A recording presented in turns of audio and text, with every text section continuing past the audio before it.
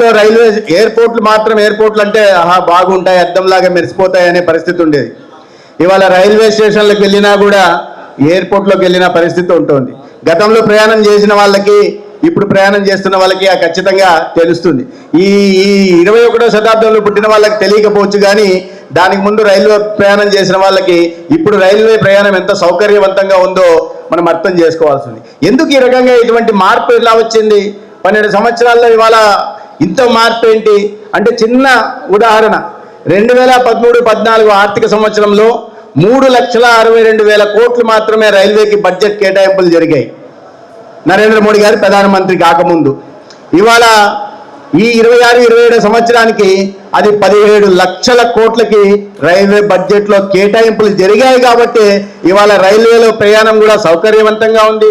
Railway స్టేషన్లో ఉండడం కూడా చాలా చాలా అంటే క్లీన్గా ఉండడం, చాలా శుభ్రంగా ఉండడం, ఆ దుర్గంధం లేకుండా ఉండడం. ప్రధానంగా బడ్జెట్ కేటాయింపులు, ఎందుకంటే తైలం లేకుండా ఏ పని జరగదు.